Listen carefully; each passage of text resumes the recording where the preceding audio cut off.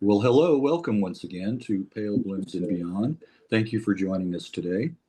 And if you do like the programming you see here, the musicians and artists that I visit with on this channel, please be sure and hit the like button below and also subscribe to the channel.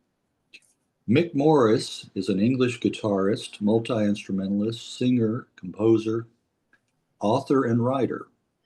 In addition to acoustic and electric guitar, Mick also plays mandolin, banjo, bazoukie, ukulele, and drums. Over his career, he has been noted for his versatility, playing in the rock, country, jazz, and folk genres. He has also played with a wide variety of well-known artists over the years as well. During the 70s, Mick was a founding member of the band Mirkwood, who had released one self-titled album in 1973. In 2010, along with guitarist Colin Hinds, Mick played as the duo Hands On, and that lasted up until 2020, sadly, the passing of Colin. In 2011, Mick collaborated on the theme music for the soundtrack to the award-winning film Watermark, as well as releasing his own recordings in recent years. Mr. Morris has also written several short stories, poems, and a couple of novels. Most recently, my guest has published a biography of guitarist Jeff Beck entitled Jeff, the One Alone. Well, welcome, Mick. Hi, Greg. Thank you for being here, and I'm glad we finally got together. Yeah. Zoom doesn't like me. Right. Well, take us back to the beginning. Where were you born? No, that's a more interesting question than you might realise. Well, I'm a lifelong Dovorian, and that's Dover in Kent in the UK, not your Dover. Right. Although I did get a bit confused when Eric Johnson recorded a track called The Cliffs of Dover, because if we're known for anything down here, it's our cliffs, Right, right. I thought, how does Eric Johnson know about this, Yeah, yeah. Oh, you're talking about the Texan guitarist from Texas. I Yeah, am indeed talking about Texan guitars, and I'm talking about the Dover in Delaware, so. Right. So, he did that. In fact, it inspired me to write a little tune as a tribute to Eric, which I called Texan Connection, partly because I'm a sucker for crummy rhymes. Yeah. But also because I just thought, what an amazing thing, Did he know about us, or was it? Do you have a lot of cliffs in Delaware, Dover? No, we don't. Well, I guess he must have heard about our cliffs then. Yeah, the White Cliffs. Yes, yes. Yeah, he's quite the guitarist. I was lucky enough to see him in concert. One of my favorites. Yeah, one of my favorites, and of course also. Eric and I share a huge love of Jeff Beck's music. He's a big fan, probably as big as I am. Well, do you have fond childhood memories as far as, like, do you remember hearing music in the household when you were young? Yeah, again, I mean, I want to give you a truthful answer. That's always the best thing, but I'm always scared. Yeah. Because there are so many coincidences, or maybe they're not. I think what I'm trying to say is, when you're my age, which incidentally is the same age as Jeff and Jimmy Page and Eric Clapton and just about everybody else you can think of, we're all the same age. Keith Richards, you mentioned them. Our influences are going to be the same. Yeah. So if it sounds as if I'm making it up as I go along, I'm not. When I say that my dad had copies of Les Paul and Mary Ford, the new sound of Les Paul and Mary Ford, volumes 1 and 2. Yeah. And I tell you at the same time that it was hearing Les playing How High the Moon on the radio that inspired Jeff to build his first guitar. That sounds like it just sounds like a fabrication, but it's true. Right. Les Paul was probably the first guitarist that actually made an impact on me when I was very young. I wasn't playing the guitar then. I was probably about 10 or 11 years old, maybe even younger. Right. And he was on the radio all the time, you know, and so you couldn't help hearing him, which is what happened to Jeff. I was even luckier. My dad was a Les Paul fan and had the albums. Right. Yeah. What about Chet Atkins? Chet, again, a little later, before I came across him. I know he'd been around a long time, Yeah. but I didn't come across Chet until the kind of late 50s, 57, 58. Incredibly talented player. What a player. Oh, In my humble opinion, only Tommy Emmanuel has come close in recent decades. in recent years, yes. Well, was the guitar your first instrument that you played? No, no. Again, and again, I'm struck by these similarities with my mum and dad tried to get me to do exactly the same as most of the others did. I had violin lessons from the age of about 7. I was a complete disaster, just like Jeff and Jimmy Page. Yeah. I had piano lessons. I didn't really get on with those. I won't say that it was a waste of time because it kind of helped me to read music a bit. And as a guitar player, I later discovered what a rarity that was. You know, there aren't many guitar players that play by music or can even attempt to play by music. You know, John Williams, you know, one of my other heroes, but in a completely different sphere of guitar playing, of course. Yes. I'm talking now not about John Williams, the film The composer. but John Williams, the British guitarist. Yes. Yeah, he pointed that out many times, that there were so few guitar players that could actually read the dots and Yes. make any sense of them. And so that helped me a lot. Yeah, that helped me a great deal in later life. Yeah. Yes. Well, what about some bands and musicians that you were beginning to be influenced by, you know, let's say as a teenager? Yeah.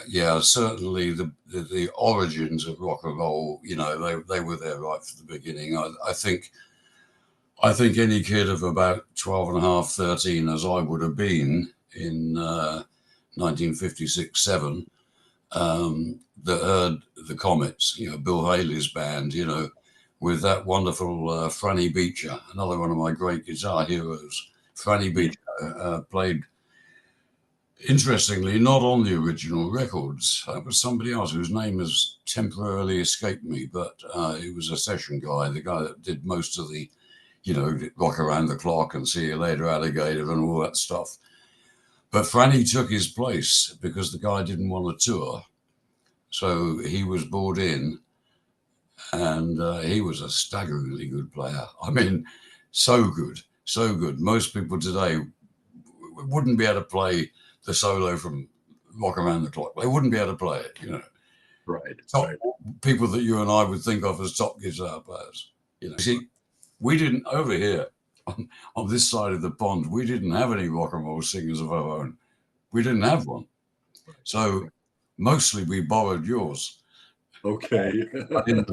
In the meantime, we were trying to grow our own. We were trying to develop some.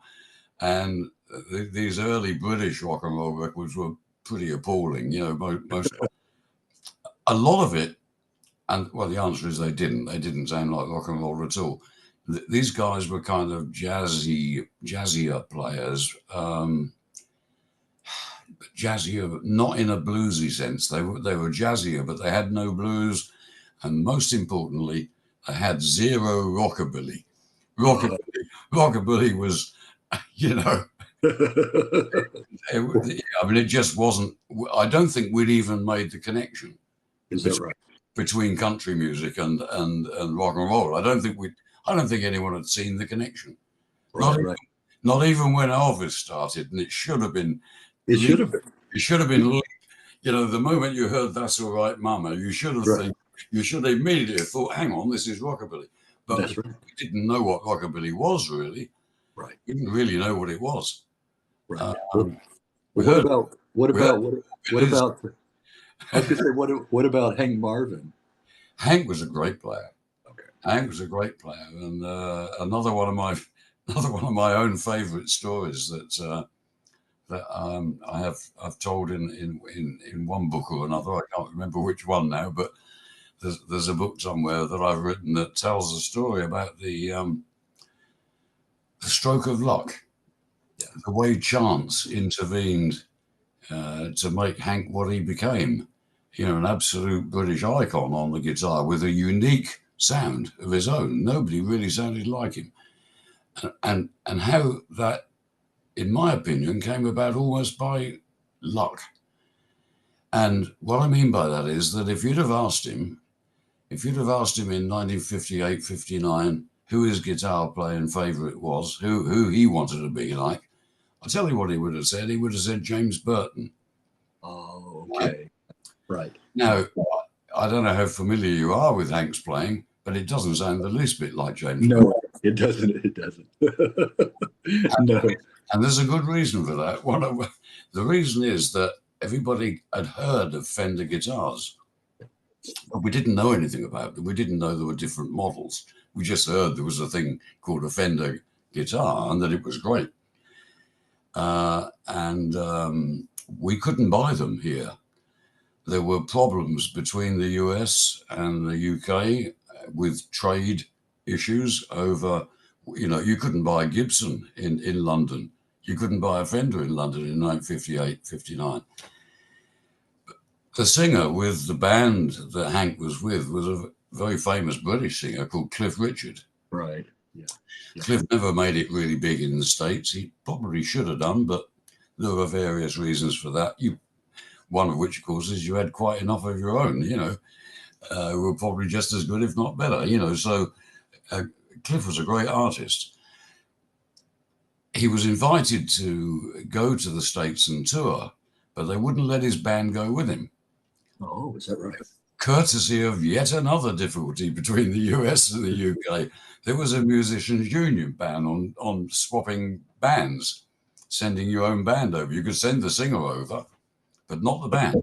Not the band. No, even when Frank Sinatra came over here, he couldn't bring in any of his musicians. He'd have to put up with our London musicians, And Tony Bennett would come over, It's right. It's probably one of the reasons, although no one ever mentions it, almost certainly one of the reasons that Elvis never made the effort. Probably. You go back to why Hank Marvin doesn't sound like James Burton.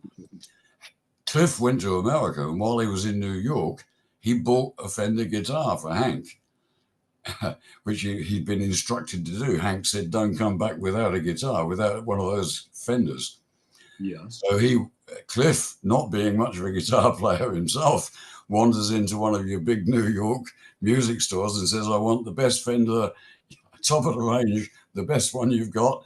My friend Hank deserves nothing but the best. They gave him a gold-plated Strat. Did they? Wow. Okay. Because it was the best and the most expensive, and Cliff had the money. So he brings it back. Hank doesn't know that's not the same guitar that James Burton's playing. James was a lifelong, and still is a lifelong Telecaster man, But Hank wouldn't have known that. You see, he wouldn't have known. He just knows it's a Fender guitar, Well, of course, I don't have to tell you, how different they sound. I mean, they're just different creatures altogether. And then you add on all the extras like the whammy bar and the things like this, Right. So Hank's sound was, what would he have sounded like? How would he have played if he'd got a Telecaster, which was presumably what he really wanted? Right. What would he have? The sound of the Shadows, the band that he was in, it wouldn't have been there. You can't make a Telecaster sound like a Strat with a whammy bar. Believe me, I've tried. No, you can't do it. Well, speaking of instrumental bands, we had the Ventures. You did. You had the Shadows, yeah. Which were very similar in many ways, yes. Right. I interviewed a guy not long ago that was in the Ventures. Had some interesting stories. Well, speaking of that early, their lead guitarist was a guy called Bob, wasn't it? Yeah. The name. Right. He Right. was good, yes. Sadly, most of them have gone, passed on. But speaking of that early rock and roll stuff, I was fascinated seeing Nero and the Gladiators Yeah, I played as, with them as well. as Yeah, one that you played with. Right. Right. yeah. And They used to come on the stage with Roman togas on. yes, they would have decked out in that. Hero, who was a guy called Mike something or another, I can't think of his other name now. Used to wear like a golden crown, and Yes. Yes. and, Yes. and a kind of an emperor's purple sash, you know, Yes. to look like Julius Caesar sort of thing. I never actually answered your question. I sidetracked myself. Okay. Where I was born, was I a lifelong Dovorian? Okay. And I didn't actually. I don't know how we got off the subject, but we did. That's okay. I get The answer, sidetracked. the answer to your question is, although I've lived my entire life pretty much in Dover, I wasn't actually born in Dover because the war was on. World War II was in its last 18 months when I was born. And towards the end of 1944, the German bombs were falling on Dover like snow. And my mother, at the suggestion of my grandparents, my dad wasn't here; he was in the army and he was out in India. She temporarily relocated to another town, a town called Margate in Kent. And just as it happened, I managed to pop out while she was out of Dover. So I was actually born in Margate, and I came back to Dover when I was 6 weeks old. I think I drove the bus. I think I had to drive. You're behind the wheel. Yeah. Well, did you? I've had a couple I talked to. Did you, as a child, did you play in any of the bombed out buildings? Yeah, we did all the time. They were our playgrounds. Yeah, we did. We had. It was almost the end of me. We went to bed one night. I didn't sleep in a bed because the bombs were falling so frequently, so often. Yeah. My mother used to put me in a carry cot, as we call it. I don't know what you call them over your way, but it's like a portable cot with a handle on the top, and you can put a baby in it. And she used to put me by the front door of the house, near the front door of the house, because when the sirens went off, we had these things called air raid sirens, that went off to warn us that the bombing was about to start. She would just pick up the cot and run out of the house to the nearest air raid shelter, to protect herself and to protect me, of course, And one night, instead of bombing us, they managed to build a gun big enough to fire 21 miles across the channel, the English Channel. Yeah. And they managed to take out 4 houses on the opposite side of the road to where we were living. And because these are not bombs, there were no aircraft involved. Right. So the radar doesn't pick them up. Right. And you don't get any warning. Right. When they fire a gun, you don't get any warning at all. We woke up in the morning and 4 houses right opposite where we're living have just disappeared. Just about. That's how close we came to it, Right. So those are the kind of stories I like to hear. Not just about music, but those kind of personal stories too, like that. And again, going back to these uncanny similarities, which are entirely brought about by being in the same age group. Nothing else. It's nothing to do with being a musician. It's just because we're all the same age. Jeff, if he was here doing the interview, would tell you the same thing. Right. He would say the same thing. He was living in Wallington in West London, and the same thing was happening there. Bombs were falling every night, and his parents must have been scared, the same as mine were. Oh sure. Oh yeah. I can't imagine that. On this, which was at the end of the road, Jeff's school just disappeared one night. Right. We have been so fortunate over here. Except for Pearl Harbor. And not 9/11, but those are like minor. To what you guys went through. I mean, they're both dreadful occurrences. Fortunately, they were 60 years apart, weren't they? 1941 to 2001. I believe, yeah. So they're exactly 2 years apart. Yeah. Wow, isn't that something? Well, going back to Right. the early rock from the early '60s, I wanted to show you this. I just got this not too long ago. I don't know if you can read that, The Haunted Pack, does that say? PAO, or is that PAC? I can't read it. and it's Brilliant. on Cherry Red Records, which is my go-to. I get a lot of Right. material. It's British. called part The Haunted Pad, British instrumental guitar music of the '60s, and Well, this is from 60 to '61. I should Uh, theoretically know all of them. yeah, see how many of you Nero and the Gladiators Probably is on played here. most of them. Is on here. See how many of these that you know. Rhett Stoller. Rhett Stoller, yeah. He did. He wasn't a huge name. He only had a couple of fairly minor hits, but yeah, he was a good player. Yeah. Session guy, yeah. Crew Cats. The Crew Cats, they were very good. Yes. A little bit of a history there. They were Sure. also the backing group for Marty Wilde, Right, Marty Wild. Yes. who was Yes. probably our number two rock and roll singer after Cliff Richard. He's still around, Marty, lovely guy. Yeah. And when they played for him, they used to call themselves the Wildcats, you know. Yeah. Oh, did they? Okay. It Yeah. was the same band, and they had some wonderful musicians in there, mainly a guy called Big Jim Sullivan, Big Jim Sullivan. who was Yes. a player who taught and got Jimmy Page into the business. Yes, he did. And he was so busy that he couldn't handle all the work. And when he started to get into the 60s and a lot of this stuff coming along from very young, very new bands, he had more than he could handle. And that was how Jimmy got into it. He said, look, Jimmy, you should be in session work. You should be doing this. And he introduced him to the studio managers and got him started. Yeah. Yeah, I have one double CD of Jimmy Page, just all of the bands that he played with early on. Oh, yeah. I mean, just tons of them. Yeah, absolutely. You Some people argue about it. The big argument has always been whether or not he played on the Kinks' early records. Okay. The Kinks Right. were a very, very influential band over here. Oh, yes. Particularly for songs like You Really Got Me, Right. when Eddie Van Halen's doing the same thing 35 years later, you've written a good song. Right.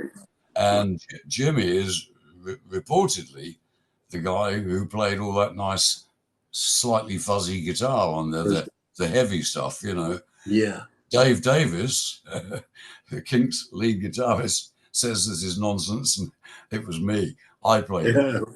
Right. So I don't know the answer. I've never been able to talk to Dave about that, so I don't know the answer. So you don't know what the truth is. I don't know. I don't think anyone knows what the truth is. Well, I'll just mention a few others here. Judd Proctor. Yeah, Judd. Another one. big influence on me. Was he? Okay. A very big influence on me. Another studio guy who did manage to get a few little tunes into the charts. They were kind of quirky little things, The most notable was an instrumental called Nola. Nola is on here. Nola. And I don't know whether you've ever tried playing it, but I think even Jeff would have struggled with that because it's a piece of music that if it was written for the guitar, which it wasn't, but if it had been written for the guitar, it would have only been for plectrum players. If you don't use a pick, you're going to struggle with that one. I think even Jeff was a wonderful fingerstyle player, but I think, that tune, it goes, then there are backstrokes and up and down and back and forward with a plectrum. I think with your fingers, I don't think you could do that. I really don't. You couldn't do it with your fingers. I think Kid Atkins could do it. That's what I'm saying. Yeah. And so it was a little bit of showing off there, because there weren't many professional players that could play that. I don't think I ever played it properly. I tried, and I think I probably did struggled through it a few times, but I don't imagine it sounded very good. Another track he played was Palomino. Yeah, Palomino, which is a kind of a supposedly a bit of a pseudo-Western theme, you know, but yeah, yeah. Right. The Richie. No, Judd's a wonderful example. I mean, jazz player. Yeah, and Richie Blackmore and the Outlaws. Oh yeah, Richie. I could tell you some stories about Richie. Richie is he probably doesn't know this. He doesn't know this because I only ever met him once, so I've never had a chance to tell him how influential he was. But he was influential in a strange way, a non-musical way. He was the only young guitar player, again, my age, same age. Yeah. He's the only young guitar player who ever said that my dad was right. I sat in the dressing room with him when he was playing for Screaming Lord Sutch and the Savages. Yes. We sat in the dressing room, as always, with a couple of acoustic guitars. You couldn't hear the solid-bodied guitars because we weren't allowed amplifiers in the dressing rooms. You know? And we sat there kind of just talking and chatting, and he asked me what my plans were, and I told him they were pretty much the same as his. I was going to become a, you know, and he wasn't very well known. Nobody would have known who he was then. This was probably 7 or 8 years before, you know, Deep Purple got together. Right. At least that, if not a bit more. You know, I told him I wanted to get on the road and start doing some serious touring and that sort of thing. And his face dropped. I could see it. And I said, have I said the wrong thing? And he went, Well, he said, it's not what it's cracked up to be. It's not what it's made out to be. And I said, what do you mean? And he said, and he went on to tell me how pretty miserable it was. Yeah. So I'm cold. He said, I'm cold now, and I've been in this theatre for an hour and a half, and I'm still freezing cold. Yeah. And that's because I've been living in the back of a van with no heater, and I'm hungry. Yeah. And I haven't slept properly for days. Right. And I couldn't have a shave until I got here tonight because there was no running water anywhere. You know what I mean? Right. He said, I think you need to think seriously about that. And I said to him, you know, I said, you sound like my dad. My dad's saying, I've got to go out and get a day job. Day job, yes. And Richie said, well, maybe he's got a point. Maybe he's got a point. And I thought, oh my God, this is not what I want to hear. Not a young musician my age, you know, who's living the dream, you know, or at least I thought he was living the dream. But according to Richie, he was living more of a nightmare, you know. Right. It's not all glamorous. No. Like you would think, you know. And I think that had an effect on me. I think if anyone ever asked me the question, I'm not trying to anticipate you or do it for you, but I think if anyone ever asked me the question, you know, how come we never heard so much of you? Right. Given all the things you've done, I'd say, well, blame my dad and Richie Blackmore, you know. Right. I think I stopped trying so hard. And I think that does happen to people. You know, you've got to be in the right place at the right time in this business. Yeah. But being in the right place in the right time is largely down to you to make sure you are in the right place. You are there. That's right. If you stop trying and just hope it's going to happen, which I think is what happened to me a bit. You know, I think that's what happened to me a bit. You know, I thought, well, you know, if I'm any good, somebody will spot me. You know, and of course that doesn't happen. Yes. Almost never. Timing and luck. And luck. Mind you, I might not have been good enough. That's the other possibility. That's another factor, right? I wasn't going to mention that. Well, John Barry, before he went into movie sound, John Barry 7. The John Barry 7 was a regular act on the first rock and roll TV show in this country. The first rock and roll show in Britain was a show called 6-5 Special, which was called 6-5 Special because it started at 5 minutes past 6 in the evening. Okay. And they had this logo of a train running down the tracks, you know, the 6-5 Special. And they had some crummy skiffle group playing a song called the 6-5 Special, which was supposed to sound like, I don't know, Johnny Cash or something, but it didn't. It didn't. It was supposed to sound authentically Western, but it didn't work. And John Barry was on that program a lot with his own group, the John Barry 7, and they were very good. They were very good. In fact, the guy that played lead guitar for them was a guy I also knew, a guy called Vic Flick. Vic Flick. And he just played very recently, and Vic was the guy who played the James Bond theme. Oh, he did. You're right. James Bond theme, which John Barry wrote. Well, another guitar-oriented band, you played with the Spotnicks. Yeah, I played a support gig for them. That was a huge disappointment to me. Oh, was it? Yeah, another story that I've published somewhere. So I'm only regurgitating my own stories, but yeah, we turned up full of expectations because the big hit record they had in this country, I don't know what happened, whether it was big in the States, but was an instrumental version of an old country tune, an old Western tune called The Orange Blossom Special. Right. It's a very, very, very big country Western tune, They were Swedish, right? Swedish, and the guitar playing on that record was at a ferocious speed. It was almost. I was talking about how good Judd Proctor was earlier on. Judd would have struggled to play it. It was tremendously hard, And we all tried to play it, and we sort of half played it at gigs because it was so popular with the kids, and a poor version was better than no version at all. So we did our best. There we go. Yeah.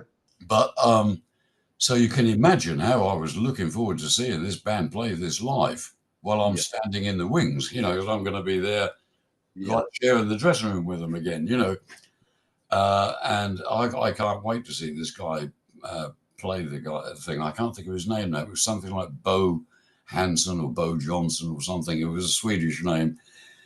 Anyway, they come on stage and they start doing their act, and they're 3/4 of the way through their act and they still haven't played it. Yeah. And I'm starting to think, are they saving it right till the end as a kind of an encore thing? Yeah. And of course, people in the audience started shouting for it. And they wouldn't stop. They were getting impatient, And these guys didn't speak any English. So they got their manager, who spoke a bit of English, to come on stage and explain. Well, I'm standing right next to this guy. He walks past me. He pulls the curtain back and he walks past me onto the stage. And he takes the microphone and he says, I can't do the Swedish accent. I shall embarrass myself and all my Swedish friends. But he says something along the lines of, I know you want this song because it's so big here in your country, but we can't play it tonight, I'm afraid. We won't be able to do it tonight because to do this, you have to have the special guitar. Oh, okay. And I'm going, they didn't have that. The guys in my band are saying, what's he talking about, a special guitar? You can either play it or you can't. Okay. A special guitar, And he said, and the fault is entirely mine. As when we left Sweden, the equipment was on the dockside at Malmö in Sweden in a case, and we've left the case behind. We've come over here on tour without the case that has the special guitar. We can't play it. Well, we all know that now this is nonsense. Yeah. They can't play it. They can't play this tune. Brian May said once the same thing. He was the same as me. He heard them play it and said, that's impossible. It's almost impossible to play. And he, like me, he didn't believe that they were playing it, but he couldn't prove otherwise. Right. But later, it emerged that they'd done what Les Paul used to do in the studio. They'd speeded up all the tapes. Then added the bass and drums afterwards. Yeah.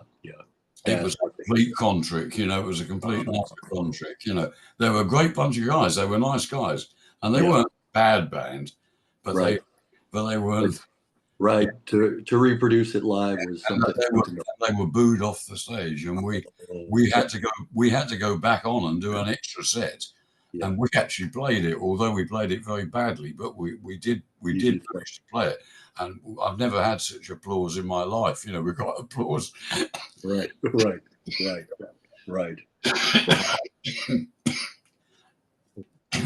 Yeah, you and I both have that. Yeah, so Yeah. we'll both be coughing. So you're going to cause me to do. Oh, I'm okay. It's a sympathy cough. Is what it is. Well, next time we have a break, I'll go and get myself a coffee. That will sort it out. Okay. Well, also the early rock and rollers, Georgie Fame. Georgie again, a guy that I played a lot with. Not in quite the same period, a little later. This would be from the mid 60s up to about 1970. So this is 3 or 4 or 5 years later than most of what we've been talking about. But Georgie, yeah, I was very lucky to land a job that I was offered. I had a very good friend, a guitar player who lived just a few miles away from me in Folkestone, which is just a few miles from Dover. A guy called Noel Redding. Noel Redding, yeah. He went on to become the bass player with Jimmy. Yeah. But of course, at this time, we were just two young kids, you know, playing around in bands and knocking around together. We met playing cricket, which both of us hated. Neither of us liked cricket, and neither of us was any good at it. So we spent most of our time fielding. I don't know what the equivalent is in baseball. Is there a job in baseball where you don't really have to do very much? You know, yeah, it depends. Yeah, a long way from the action, and nobody looks at. Right. In cricket, there is such a position, which is called a field. So we used to stand talking about guitars. We just found out by chatting that that we were both learning to play the guitar. We were about 12 or 13 or 14, that sort of age. So that's how we became friends. And then after school, we were both in bands, and we were never in the same band. Yeah. We both wanted to be the lead guitarist, and you can only have one of those in a band. Right. That was until Thin Lizzy came along, and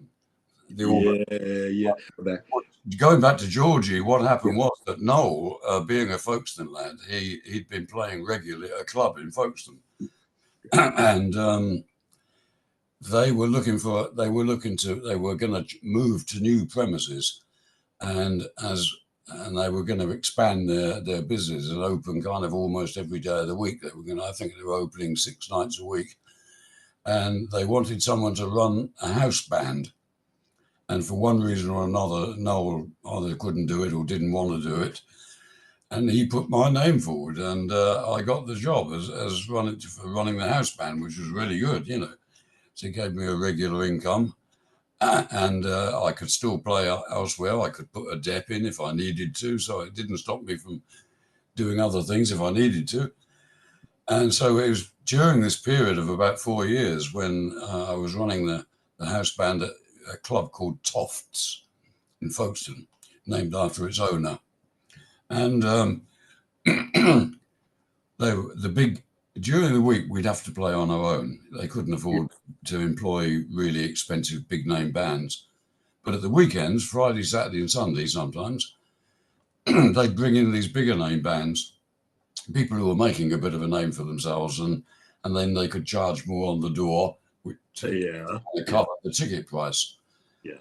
And we would then, on those nights, we'd have to be the support band. The rest of the week, we'd play on our own. But on those nights, we'd have to be the support band, which didn't bother me in the least.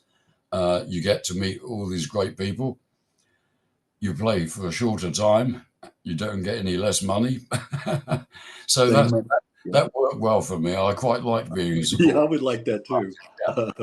And occasionally you get the chance to jump up and play with them occasionally, if not, whatever. But you get to know them. And Georgie was a regular. Georgie used to come down very regularly to the club. And he had a really good band. I mean, I think he had some great musicians in that band as well. Crikey, some really good people. Oh yeah, Really good people. Trying to think of the young drummer that that he had with him. It'll come to me in a moment. I'll probably have to come back to that one because he's. I've got there. There's a guy called Jimmy Nichols. oh Jimmy, okay, right. Jimmy actually stood in for Ringo Starr on the Beatles Australia. Oh, that's sure. Yes, yes, They yes. had to pay him £10,000 to get him out of the UK just for a couple of weeks. 1964 or 5, that was a lot of money. Right. Oh, yes, it was. Yes, it was. Yeah. Jimmy was George's drummer at that time. He had some great players. Wow, wow.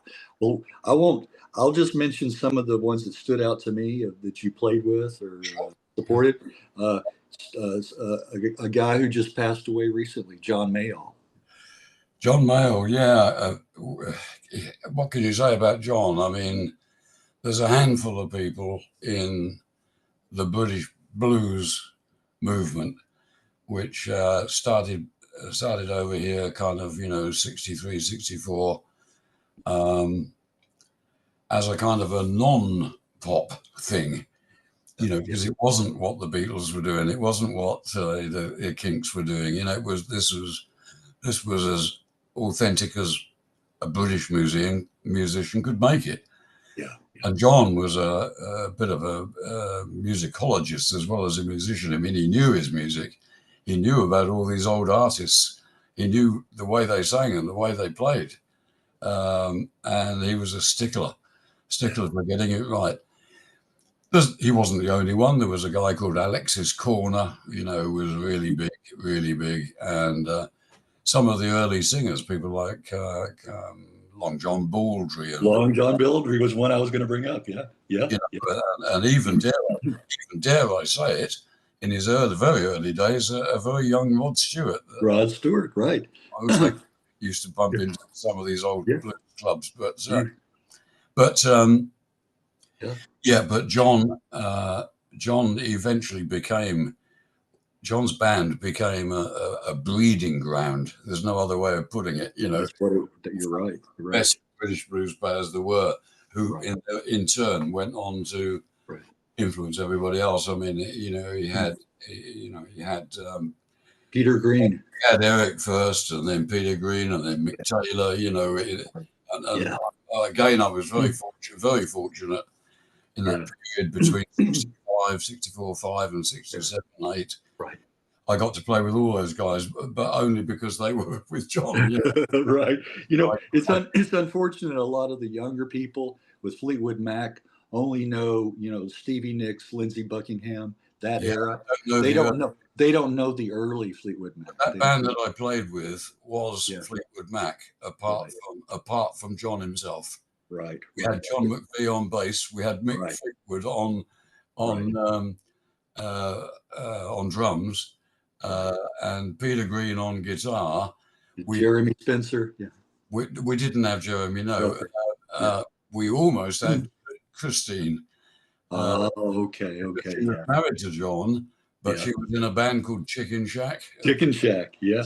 And that she couldn't get off to play with John, But if she'd have been there, we'd have basically had, Right.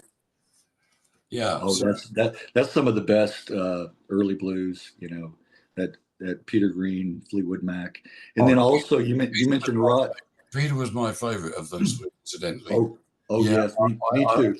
They were all good. I mean, Eric played well, and Mick Taylor was very, very good. I mean, no criticism of any of them, but Peter just had that something else, that little something. He had a style. He had a certain a little jazziness about his playing. Right. Exactly. And he could do some mellow tunes, but then he could also really jam out too. There's a little 12-bar tune that sort of more or less anybody could play. It's very simple thing, and it's just called Greenie. Yeah. Double E-N-Y, Greenie. And when he plays that, he's got a really jazzy feel. It's kind of It shows how close jazz and blues can be. That's right. One of my great favorite guitar players of all time was I think he's just passed away as well, Kenny Burrell. Oh, right, right. American jazz player who goes right back to the bebop days of the late 40s, and only just passed away very recently, I believe. And I mean, Kenny was a massive influence on my playing, massive influence. And like Peter Green, it just showed how close jazz and blues can be. Right. If you get the feel right, Right, right. And you could only do those three chords. and the best guitarist could go back and forth, from one to the other. Absolutely so, yeah. Seamless, like that. Well, a few others that Moody Blues, the Searchers, Fortunes. Yeah, what you talking about the British bands? Yeah. I wouldn't call those bluesy. Oh no. I was just mentioning some other bands that you played. Yeah, Fortunes. Yeah, only once I think with the Fortunes. Okay. Sorry, who others you mentioned? Oh, Moody Blues. Moody, and that really was something. Yeah, they were. They had a very strange career, the Moody Blues, which again doesn't often get kind of highlighted. But if you went back and looked at their career, looked at it in terms of like chart success, you'd find a very odd thing. You'd find that they had that one really massive hit when Denny Lane was singing and playing. Denny Lane, that's right. They had that one massive hit, with Go Now. Go Now. Massive hit all over the world, A fantastic record, by the way. Fantastic record. And they're a good band. Yeah. And then it kind of, nothing happened. It just kind of, you never heard anything of them. Hardly made a dent in any charts after that. Yeah. They virtually, to all intents and purposes, you would have been forgiven for thinking that they probably backed up, that they just folded, Yeah. And in fact, there must have been times when I thought they probably had, I thought. And I got a phone call.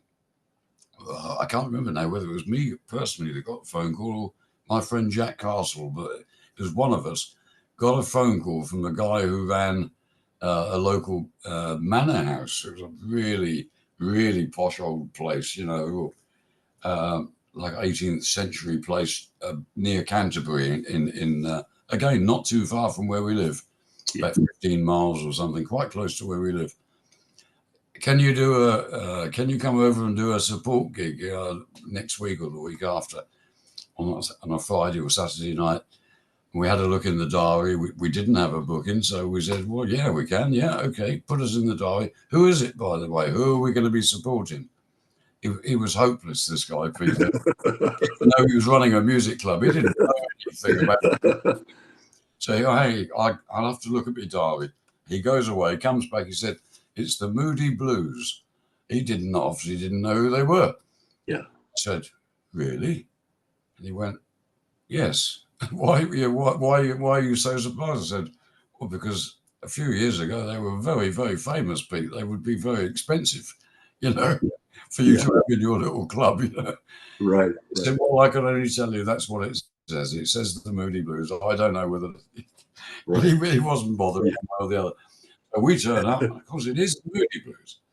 And it turns out that what's happened is that since their popularity had waned a lot in the UK and elsewhere, they disappeared off playing in Europe. They'd been playing in Italy and Germany and France and others, and we hadn't heard anything much of them for a couple of years. Mm-hmm. They were now on their way back into the UK. They just left France and they're coming home. And I don't know whether they'd run out of petrol money. They needed some money to fill up the van. I don't know what they needed it for. They must have needed some money because they couldn't have been charging him that much. It was quite a small club, and you wouldn't get a band like No. Anyway, so we were astonished. We get there, and there's the Mellotron. Right. If ever there was a symbol of, this is the real thing, it was that. Seeing Mike, what's his name? Michael Pender. And on the stage, you're Justin Hayward's guitar standing there, and and I'm thinking, Jesus Christ, this is the real thing. Right. So that was something. That was. Yeah, and Michael just passed away not too long ago too. Yeah, he did. Yeah, it keeps happening, doesn't it? Yeah. I'm gonna have to. I don't mean foreshadow anything. I'm not going there. Thanks for the warning. Thanks for No, the but warning. they I think You are the right. I think the Moody Blues ended up being more popular in the U.S. Oh, even they came back big time. yeah, Yeah, when they did come back, yeah, fortunately, it was after yeah, this gig that we did with them, because we yeah. would never been. But the time they came back, really came back, we wouldn't have got a support gig with them then. That time, yeah, They'd have had another very, very well-known band support, right, and right. it wouldn't have been us. So we'd never have met them if that had been the case. So. Well, what about the Searchers? That's another. Churches again, and I think I'm right in saying that may have been the same club. It may have been the same club. I think it was. Yes, I think it Yeah, was this place. yeah, okay. And that And was the same club, incidentally. That was the same club that I first saw. I sat with Jeff Beck, watching the first time both of us, either of us, had seen Led Zeppelin. oh, We're right, watching him together. right, Never right. forget. I'll never forget Jeff's face that night. Oh, wow. He wasn't a Yeah. happy bunny, as we say. We sat at the table watching them, set up. And that was again because I'd been doing the support gig for them. Okay. And they were still calling themselves the New Yardbirds at The that New time York, right, right.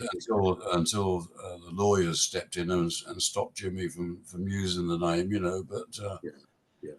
yeah, yeah, that was an interesting night. I can imagine. Well, what about Cream? What about Cream? Cream again. That was back at the first club again. Toffs, again similar. Uh, Yeah, a great night. No criticism of them whatsoever.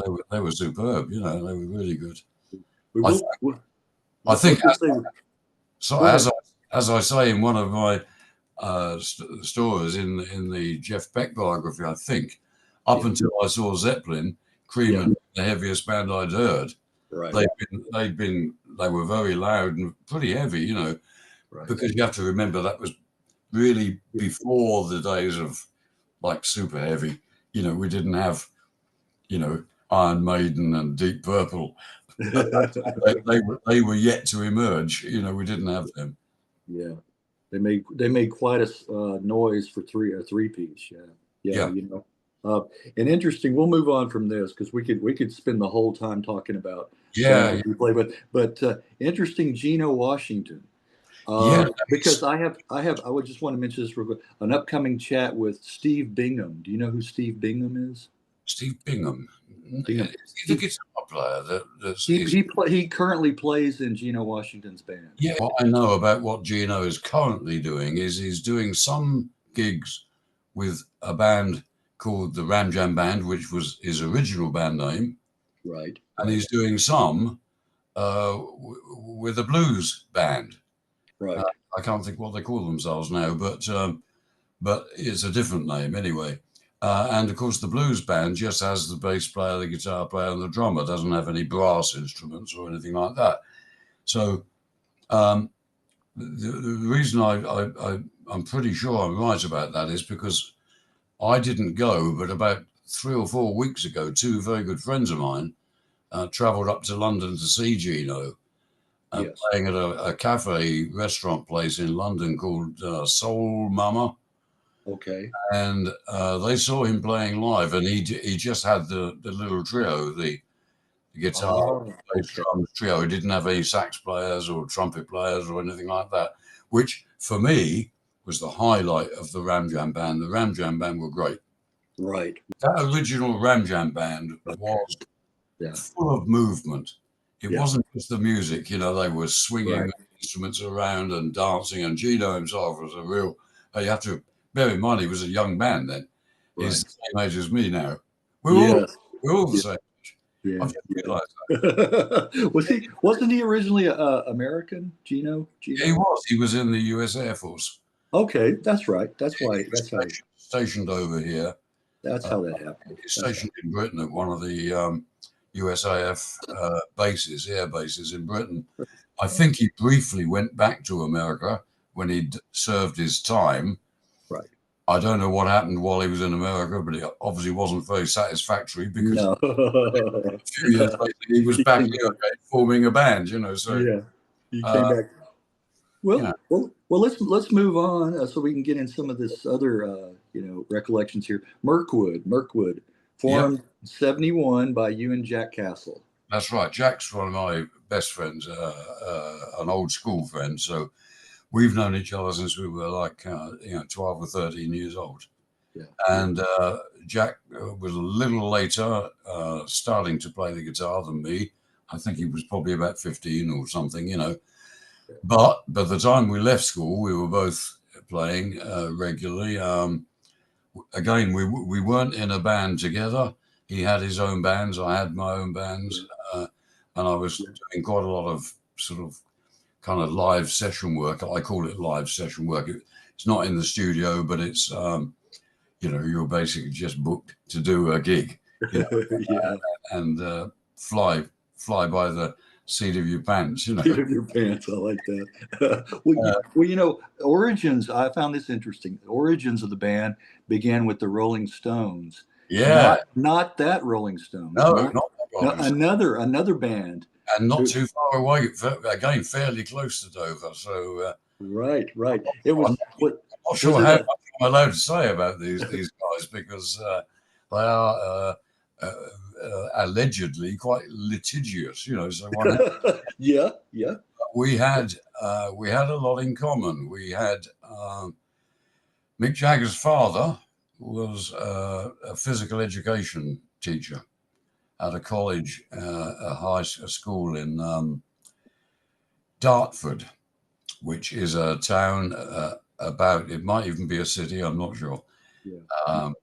Jagger's father Yeah. was a physical education teacher and sports teacher at a school about 40 miles away from Dover. So that's like less than an Yeah. hour's drive on a bad day. Yeah. Yeah. We had a physical education teacher, a much younger man, a guy called Arthur Elliott, Yeah. who again sadly passed away in recent years. And Arthur was a protege of Joe Jagger. Oh, okay. There's an interesting story here. Joe Jagger was one of the guys who introduced basketball to the UK.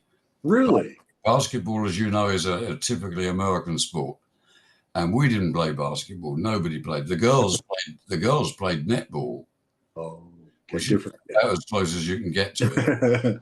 But it was not seen as a man's game. It was not seen as a man's game here until sometime in the 50s, mid 50s, when Joe Jagger was one of the people who was instrumental in popularizing basketball in Britain. Well, it never became as big here as it became as it was in the States, but he did popularize it. And he did introduce our PE teacher, Arthur Elliott, to it. Oh, to that. Okay. Because we had basketball hoops in our gym at school when I was at school. So there was a clear connection between these two guys. Right. Now, Right. this is where it gets conspiratorial, and I have to be a bit careful because we're out every night playing. Well, I wasn't because I was only about 12 years old, but the guys who were 16, 17, who were just leaving school, they were in a band which they called the Rolling Stones. Rolling Stones. Yeah. I joined it later when I left school. Uh-huh. But they were in a band called the Rolling Stones, which was a kind of skiffle and blues group. Yeah. Skiffle, I don't think you used the word that much in the States, did you? It wasn't really.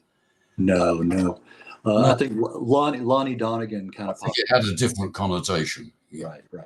Yeah, I think it meant something to do with bawdy houses where people hung out and played music for a little bit of money and that sort of thing. If you pardon me. Yes. But we called it skiffle, and obviously, apart from it had its origins in folk music, but also in blues, and that's what this was. This Rolling Stones band that we had here, and so they were out playing, and of course that means they're going to be late turning up for lessons. and they're going to be getting told off by the teacher, who happened to be Arthur Elliott. And it has always felt very likely to me that Arthur may have said to Joe Jagger, oh God, the kids in my class, they're in this bloody band, they call it a band, they call themselves musicians. He, like his generation, he would have hated pop music of any sort, and I could just imagine him saying to Joe Jagger, they turn up late every day as if they've got a license to come and go as they want. I'm fed up with it, And I can very well imagine Joe saying to him, "Tell me about it, Arthur. My son's doing just the same thing." To me, that is a very plausible story. Right. This is not. I'm not suggesting that this has to be the truth, but it could just be, as sure Keith Richards would say, and Brian Jones, if he was still around to verify it, could still be that just the same as the guys in Dover, they just picked up a Muddy Waters album and sang Muddy Water Blues. Right. That'll do. We're the Rolling Stones, Rolling Stone Blues, I meant, sorry, not Muddy Water Blues. On the Muddy Waters album. So, there is this possibility that there was a link there. They wouldn't even, to be fair to them, have been aware of that. The other band, the Rolling Stones, if we want to call them that, they wouldn't have been aware of any of this any more than I was at the beginning. It's only come to me in more recent years. I've often thought to myself, but it's just a hell of a coincidence. It is very coincidental. It's an amazing coincidence. Very much so. It's 40 miles apart with teachers that are best friends. Best, right. But it is just as likely, like I say, the story goes that it was either Keith or Brian, I can't remember now, that got the Muddy Waters album and said, "Look, let's settle for Rolling Stones." When I joined the band in '61, they were getting fed up with the name, and I must admit, I wasn't very enamored with it. I thought, to be honest with you, I thought it was a bit of a crummy old name. I didn't think it was very good, and by '62, late '62, we were sick to death of it. When the other Rolling Stones decided to put out their very first record on Decca Records here, and it was a song called "Come On," which was a fairly little known Chuck Berry song. I don't think it had been a very big hit for him in the States, and it certainly wasn't a very big hit over here. In fact, I don't think it was a hit over here at all for Chuck Berry. The Stones version did creep into the charts, but again, very low down. It got to about number 20, I think, or something, but that was about it. And then it died. But of course, people here were very keen on hearing Chuck Berry stuff. We were all big Chuck Berry fans, so we quite liked any band that played Chuck Berry reasonably well. We were and that's all it took. As soon as we realised there was this other band sending out records with the Rolling Stones on the label, and they were getting into the charts, even if it was as low as number 20. That's the excuse we needed. We said, right, that's it. Change the name. We got to change the name. Over here, there is another conspiracy theory which says, that there was a lot of litigation and that we were forced to change our name and they threatened to sue us and all this sort of thing. No, I can tell you now, that's not true. That is not true. We gave up the name and we were very happy to do so. We thought we were doing the right thing. Right. You were tired of it anyway. Yeah, absolutely. Well, we had the name 6 years, and by that time, from 56 to 62, we'd had that name. Yeah. Well, in Mirkwood, you had in your ranks Topper Hedden for a time. We did, yes. He was our second drummer. We were very, very lucky with drummers in Mirkwood. Very lucky. I think it was a big change for us. You know, we had been very much like most kind of not terribly well-known bands. We had been quite a lot of our stuff had been covers. You know, we were good at covers. You know, it didn't matter whether they were Beach Boys covers with four harmony, or you know, whether they were kind of R&B covers. You know, we in the different bands we managed to do them all sort of justice. You know, I think reasonably well. But Mirkwood was a new step for us. Mirkwood, we said at the beginning, right, no covers. Right. We're writing our own songs. That's the first thing. Secondly, it's going to be heavier, and the emphasis is going to be much more on the technicality. It's got to be technically a much better band in terms of like the standard of guitar playing, the standard of bass playing, the standard of singing and drumming. It's got to take a step up. Yeah. Which I'd like to think it did. Which probably tells you something about the previous bands, if you Yeah. Nevertheless, that's how Jack and I felt. Yeah. And of course, this was also the era of kind of mixing a bit of psychedelic influence with you know, with a rocky, with a more classic kind of rock thing, you know, rocky bluesy thing. So that was what the first album was doing. Sadly, we never got around to recording a second album, which we should have done, because the material unquestionably got better. And I have to say here, largely due to the efforts of my friend Jack Castle. My own songwriting input to that band was relatively small. Jack wrote most of the material, and he was very good at it. And as time went on, from 73, you know, onwards, the songs became far more progressive, you know, and I like to think, you know, they were becoming more influenced in the same way that most prog rock bands were, by sort of slightly jazzy, slightly classical, if not pseudo-classical influences. There were endless time signature changes and key changes and the sort of things you don't typically get. You don't get them in rock and roll. No, in typical rock and roll. No. Once you start hearing that, you know you're not listening to rock and roll. Right. These people have been listening. You know, they've been listening to, you know, somebody else. Right. Well, I was going to say, mention that album. It got some good reviews. It got reviews, yeah. Right, and then later on, based on its rarity status, I would assume, commanded a pretty penny in Record Collector magazine. The most expensive album. It still does, I believe. Yeah.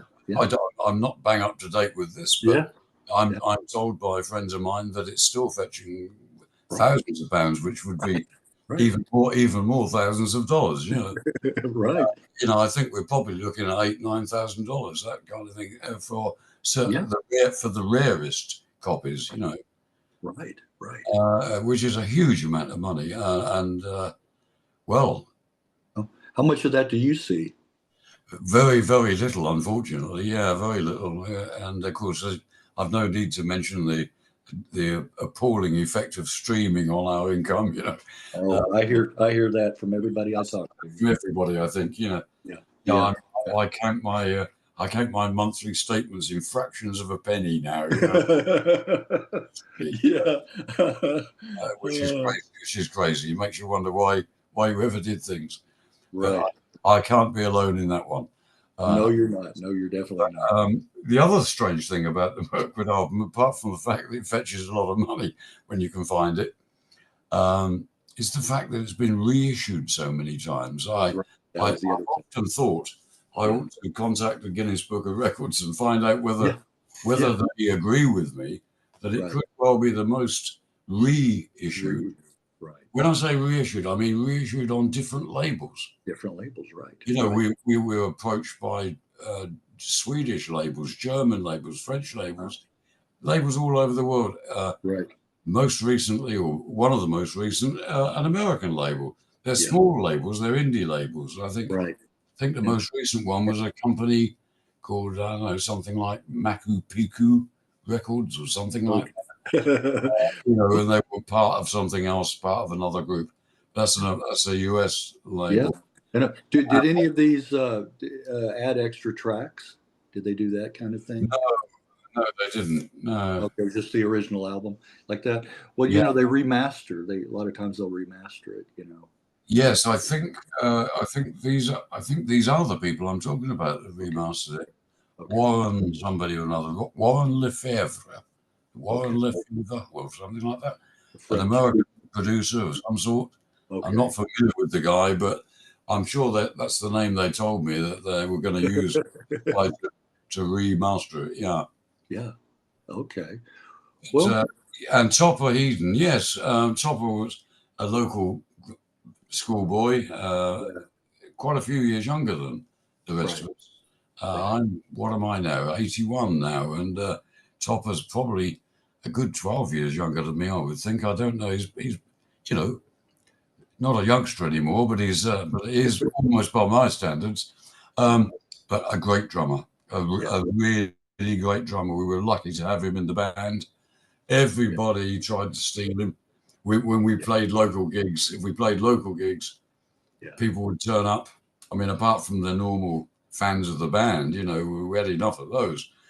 But swarms of people would turn up from other bands, and they're all trying to approach Topper to get him into to try to nab him. Yeah.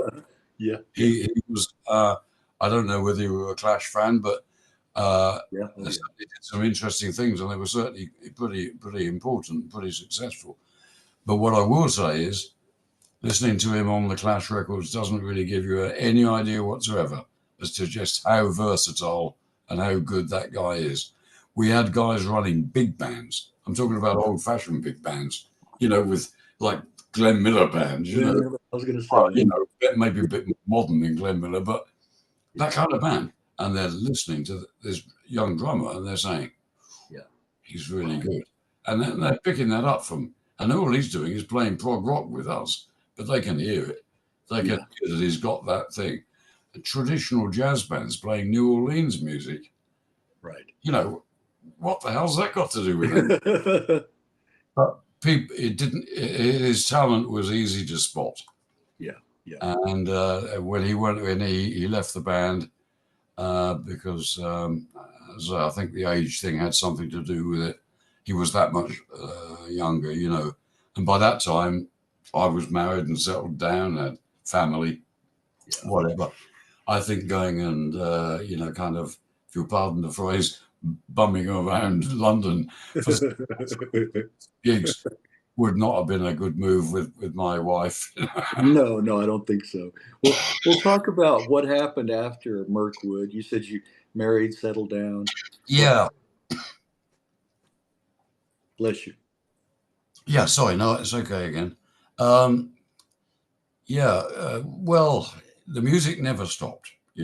My dad and Richie Blackmore eventually won the day. I got a day job. I got a day job, and I even went to university while I was holding down a day job and still playing in bands, which did me a lot of good because it did me a lot of good in all ways. I think it made me a more rounded person.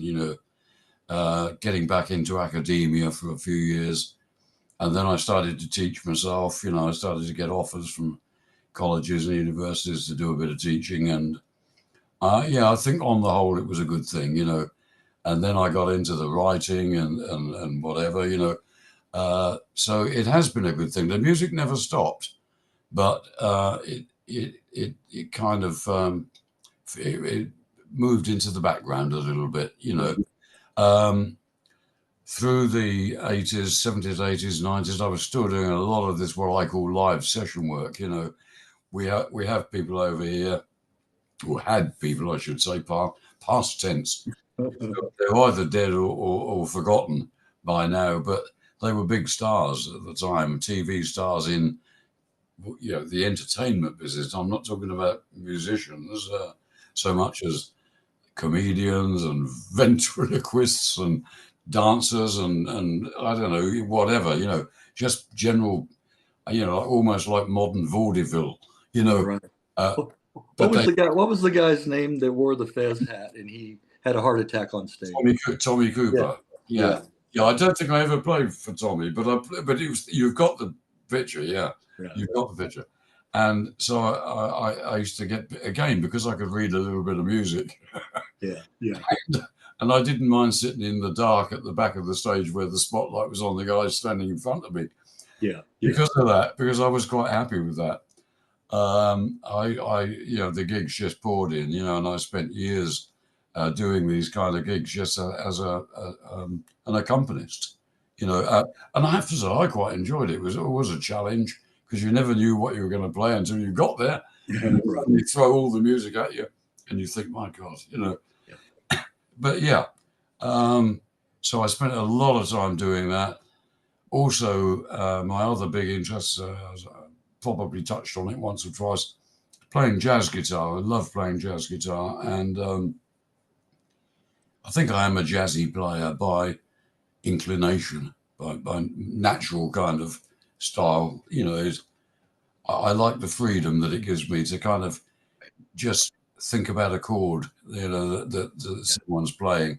I hear the piano player, C sharp minor 7 flat and fifth, and I'm thinking straight away, what can I put over the top of that? It's the way my mind works. I'm sort of thinking, like, what would sound good over the top of that? Forget the melody. Don't matter about the melody. Any fool can write a melody, but only I can improvise over the top of that the way I want to. It's a bit like Jeff's attitude. If you don't make a few mistakes, you're not living. There you go. You've got to kind of take a few risks. You've got to take a few risks. And so when I wasn't accompanying other people on the stage while they were juggling or telling jokes or doing whatever they did for a living, I'd be out with a jazz band somewhere. Yeah.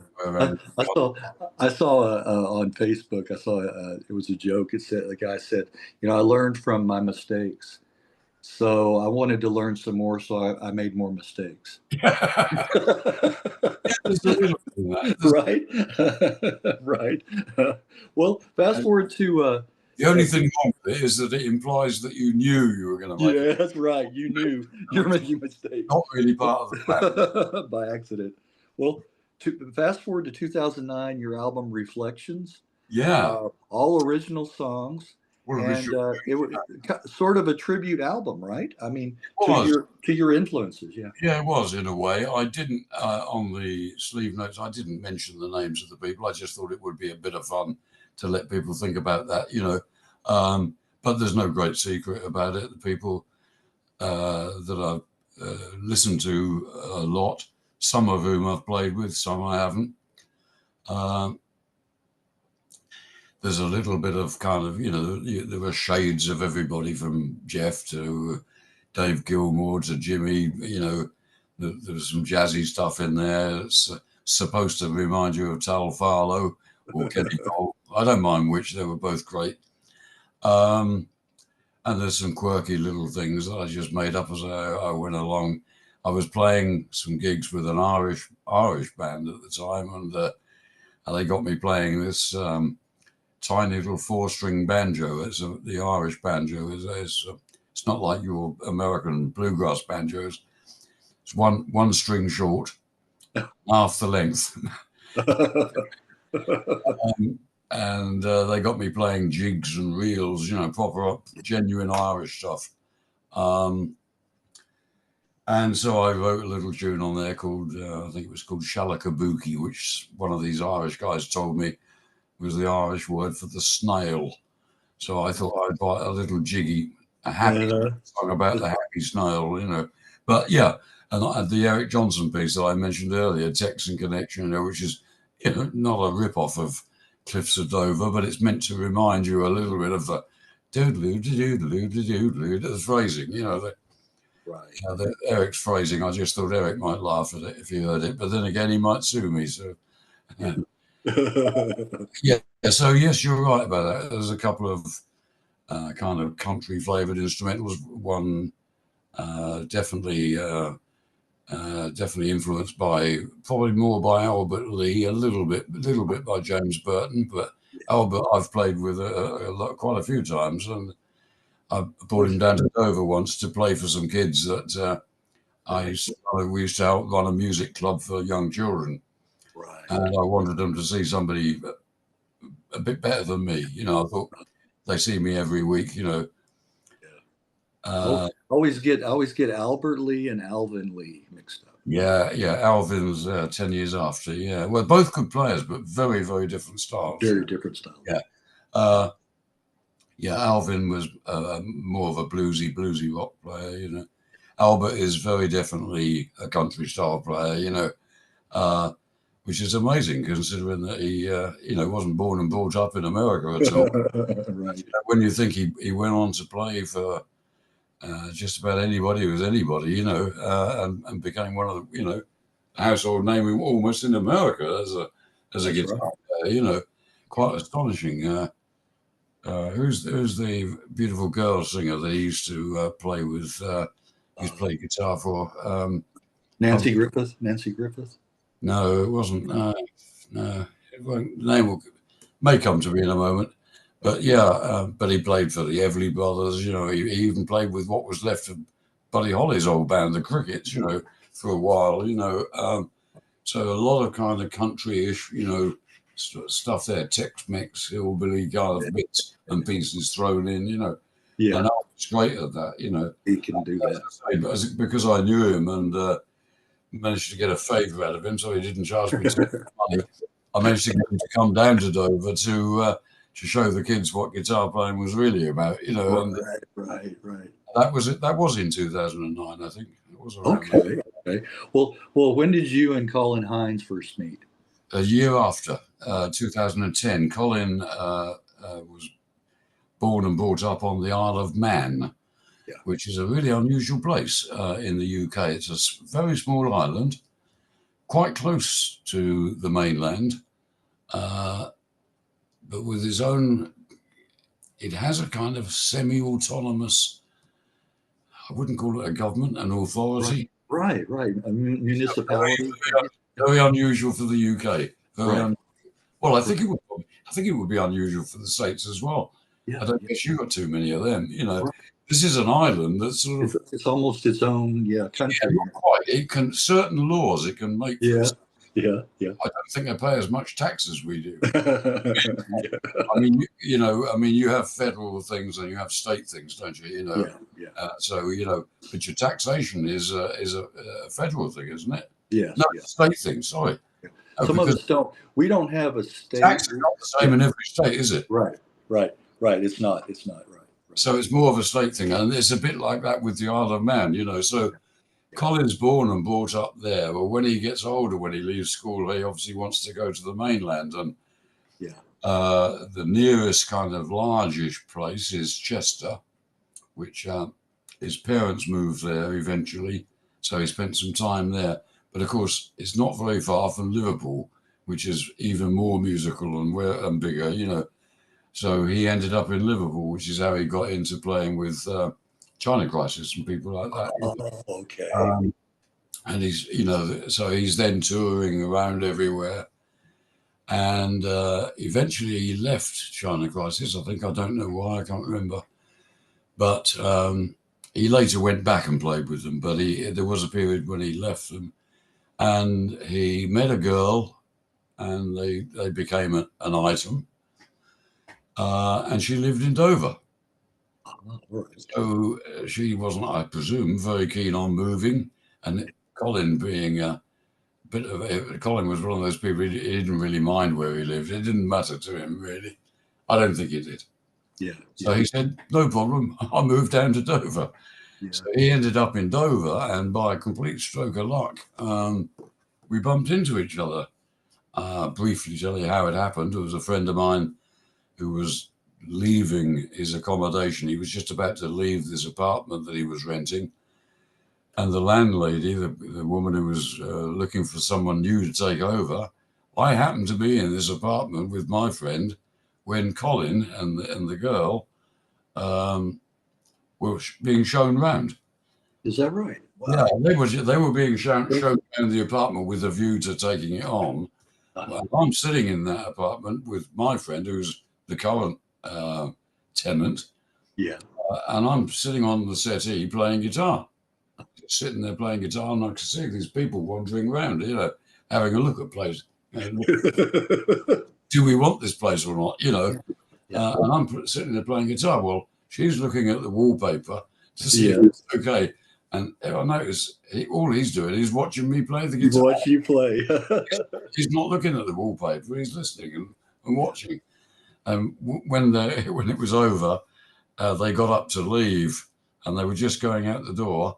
And he said, "Do you mind if I have a go?" And he played something on the guitar, and he was magic, absolutely brilliantly good. And then I played something. I think we found a second guitar somewhere. Yeah. And as we were going out the door, he said, "Right, Mick," he said, because he'd asked my name and whatever. He said, "We're going to take the apartment, so I'll be moving to Dover next week." He said, "That was too good to waste." He said that all we'd done is had a 5-minute jam session. Didn't know anything about each other. That was too good to waste. He said, "How about while I'm up there getting packed and moving down here, you go out and get some gigs?" Wow. Wow. That was it. Immediately we had a new act. It was like by accident, you guys meet. One of the best things that ever happened to me. Yeah. Because he was a wonderful musician. Yeah. It was meant to happen. It was definitely meant to happen. Definitely meant to happen. We have a guy here. There's another very funny story about Colin and me. We have a guy here. I don't think he's very famous in the States, so you probably may not know the name. His name is Paul Carrack. Paul Carrack. No, Paul Carrack. Oh, you're talking about Ace? He was in Ace. How long has this been going on? Yeah. Paul is a great songwriter and a great singer. Yeah. And a multi-instrumentalist as well. Plays he was in another band, a big band. He was in Squeeze for a while. Yeah, he was in Squeeze. Yeah. He replaced Jules Holland on keyboards. Oh, that's right. Has a very distinctive, a good voice, but a very distinctive. Yeah. Right. Well, what happened was, and this is a very interesting story. It's a funny story. At least I think it's a funny story. I went to see Paul one night. I didn't know him. I'd never met him before in my life. Didn't know him at all. But I'd been told how good he was and how good his band was. And I went to see his band. They were playing in London. And I went to see them. And they were pretty good. Paul was really good. The band was okay. And then afterwards, he came down. I was in the bar, and he came down into the bar. And he was signing autographs for people, and he got himself a pint of beer, and he was just a regular guy, just talking to people. So I started talking to him, and he said to me, "Oh, it sounds like you're a musician. You can always tell, can't you?" Yeah. Sounds like you're a musician yourself. And I said, yeah. He said, "What do you think of the band?" I said, "Pretty good. What about the guitar player?"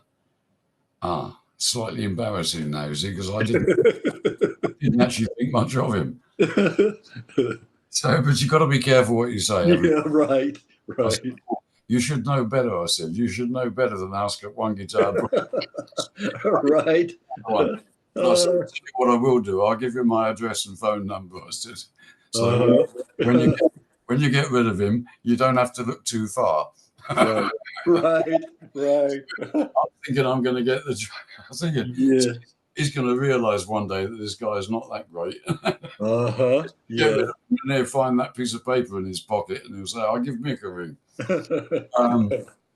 Well, that didn't happen. Needless to say, I think he did get rid of the guitar player, but my phone never rang. When I met Colin and we started getting to know each other, we'd formed this little duo without knowing anything about each other. And we've been doing some gigs together for weeks. And then finally I started asking him questions. Like, "What have you been doing?" I said, "You were really good." I said, "Who have you been playing with?" I said, I had no idea.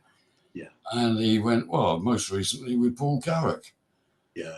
Okay. And I went, "Really?" I said, "When did you join him?" He told me, and I said to him, I said, well, what happened there then? He said, well, apparently someone told Paul that his other guitarist was rubbish. And I turned up for the interview. He said, and got the job. He said, they never bothered to interview anybody else. And I went, that was my job. That was yours. And we never stopped laughing about that. The fact that we both wanted the same job with the same guy. Right. And each, Right. We ended up playing together, you know. Playing together, I was going to say. What an amazing coincidence again. Fortuitous, yeah. The two coincidences, just meeting, you know, at the house, and then, you know, Paul Carrick, yeah. Yeah, it was astonishing. It was Paul. He made me laugh as well. I said to him, you know, because I was quite a fan of his. I had 1 or 2 albums of his, and I asked him about his songwriting, and he said, "No, there's only one that's ever made me any money." He said, and I said, "What was that?" And he said, "Well, he told me a funny story. He said one day the phone rang, and I get a phone call from some guy who's got a really strong American accent." Oh, okay. And which I can't do. So again, I'm not going to embarrass myself. But he said, the guy says to me, "Hi, is that you, Paul?" Yeah. And "Hi, is that you, Paul?" And he said, "Yes." He said, Paul Carrick, the singer, and whatever. Yeah, the guy who wrote. What was the one you mentioned? You know, how long has this been? How long has it been going? Yeah. Yes, he said. Yes, he said. Don't. Yes, that's all me. He said, that's me. He said, right. He said, it's what's the bass player with the Eagles? I can't think of his name now. Oh, with the Eagles? Yeah. Not.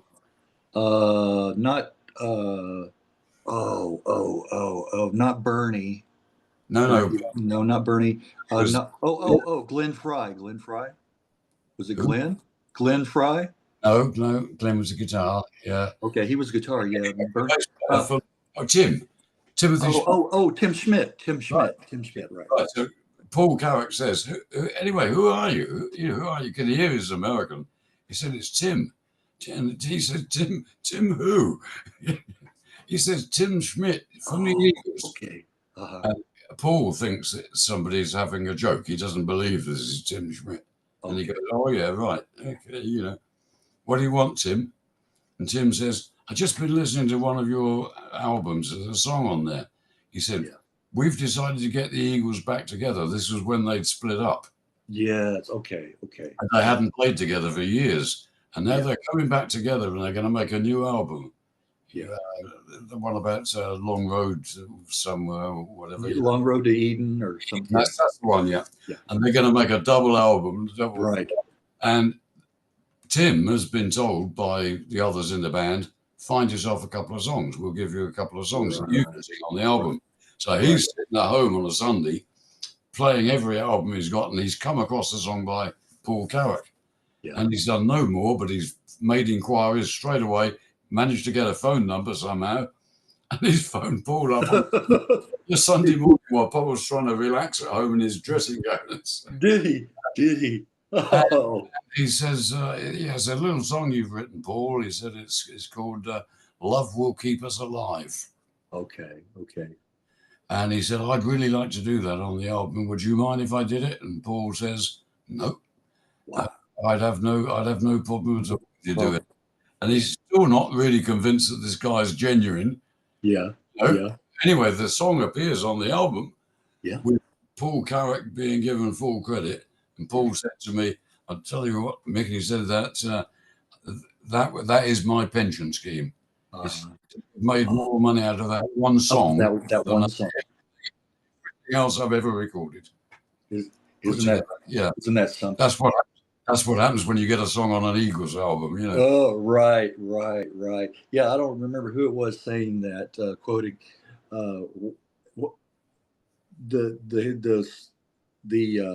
what am I trying to say? How you're successful in the music business is write one song that you can bank on, you know, and it will just bring in all those royalties, you know, the publishing from that one song. Well, obviously, without realizing it, that is pretty much what Paul had done. He'd done that, yeah. Of course, you don't know it at the time. It's not until someone picks it up, that I mean, you can write a song and record it, and you don't know that that's the greatest song ever. You don't know that. Right. You don't know that. No. Buying it. And when Elvis Presley starts phoning you up, like apparently used to pester the life out of Willie Nelson. Right. I'm told he used to bring Willie Nelson up and say, Willie. Yeah, Willie. I heard another one of these songs. Yeah. Always on my mind. Always on my mind, yeah. Several of his biggest hits were Willie Nelson things. Right. And I would always phone him up and say, there's another one of your songs I like, Yeah. Didn't he write Hello Walls too? May well have done. I don't know. Yeah. But the other band I was trying to think of, Paul Carrick, he was Mike and the Mechanics. He was the great band again. Mike Rutherford, Genesis. Yeah, that was the other one I was trying to think of. Some great records. Yeah, yes, they did. I don't know whether you know, but Paul actually wrote the music to probably their biggest hit, the one about Mike. It was to do with Mike Rutherford's father had died, I think. And it was a very sad song, and I think Paul collaborated with him. Paul Carrick collaborated with him on that song. Can't think what it was called. Okay. The one I'm thinking of is where "Can You Hear Me? Can you hear me? Can you hear me calling?" Yeah, that's the song I was thinking of, but that's a great record. Yeah. That's what I was thinking of. No, the one I'm thinking of is "The Living Years." Okay. Living Years, which was a massive hit, Right. Very sad song. Yeah. Okay, I know which one you're talking about. Yeah, it's all about recognizing how important someone is to you before they die, not waiting until they die and then suddenly thinking, it's a very sad song. Well, speaking of that, you played with Colin up until he did. Yeah. Pass. Almost. Yes, almost. Yeah. Right. You had a good long run there too. Well, moving on to Watermark. How did you come to write some of the music for that film? Yeah, again, collaboration with a very good friend of mine, a guy called Bertie Osborne. He was he had ideas for a tune. There was a local organization called a Dover Arts Development Group or something like that. They in turn were invited to produce this film about an old company that used to operate in Dover. It goes back almost, not quite to the Industrial Revolution, but almost that far back.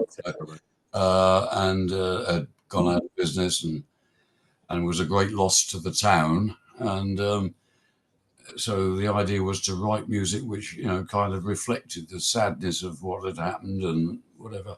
And Bertie started to put together ideas and invited me to kind of join in and help with it. And we ended up with that.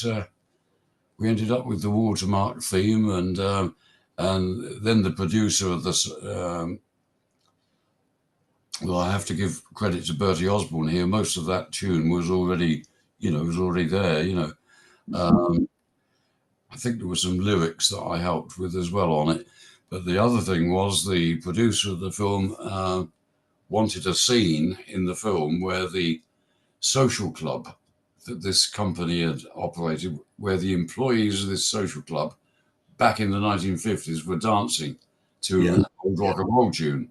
Yeah. And she rang me up and she said, look, I wanted to play something like Hound Dog or I don't know, that sort of thing. An old, very well-known rock and roll tune. But she said they want so much money. And I was shocked. I mean, it was tens of thousands of pounds. You can't use that song without paying them this huge amount of money. Wow. And so she said, I'm stifled. I don't know. I don't have that kind of budget, Is there any chance you could write me something that sounds like a 50s rock and roll tune? Only don't charge me thousands of pounds for it. Don't charge. We're talking a few hundred here, not thousands. Right. So that's what I did. I'd written a tune, which funnily enough, I wrote for Albert Lee. Yeah. And I sent it to Albert, and for some reason or not, some reason or other, he appeared never to have used it, So this was kind of a bit of a wasted song. It was called Too Good to Be True. It was a very typical Albert Lee kind of country rock song, about a guy whose wife keeps threatening to leave him, and he doesn't think she's ever going to go. What she doesn't know is he'd be jolly pleased. He'd be very pleased if she did, If she did. He doesn't think she's ever going to, It's quite an amusing song in that sense. But Albert appeared never to have done anything with it. So what I did, I went to the little studio locally and recorded it myself, just with me singing it, and sent her the copy. And she said, "Oh, that's perfect." She said, "It sounds like a song I already know." I thought, well, that's done then. And there you go. What it sound like, Yeah. It wasn't copied from anybody else's song. It was completely original, but she said it just sounded like a 1950s rock and roll. A familiar song, right? So I thought, okay, well, that's it then, yeah. So, and then the film went on to win an award, which was really nice. It did. Canterbury Culture Award. Yeah, the Silver Screen Awards, as they call it. Wow, that's something, yeah. Well, real quickly, because we're running a little bit long. Yeah, me too. I'm just looking at the time. I know. I enjoy it, too. I enjoy hearing the stories and talking. The 2016 album, Boys from the Chalk, with Jack Castle. Yep, that was Jack and I after this long break from... obviously there's been a musical break, but not a friendship break. I was going to say, was it like getting back on the bicycle for you? I mean, was it just like yesterday? Yeah, easy as anything, yeah. After all those years, no problem at all. We always kept in touch. Jack visits me, and I've visited him quite a few times. He doesn't live near me anymore.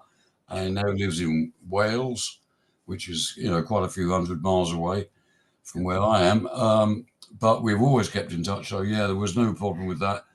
And we often talked about doing something and just never got round to it. And then he said, look, it was Jack's idea. He said, if we don't do something soon, it's going to be too late. We're going to be too old, or maybe we're never going to do it. So while we can, let's do something.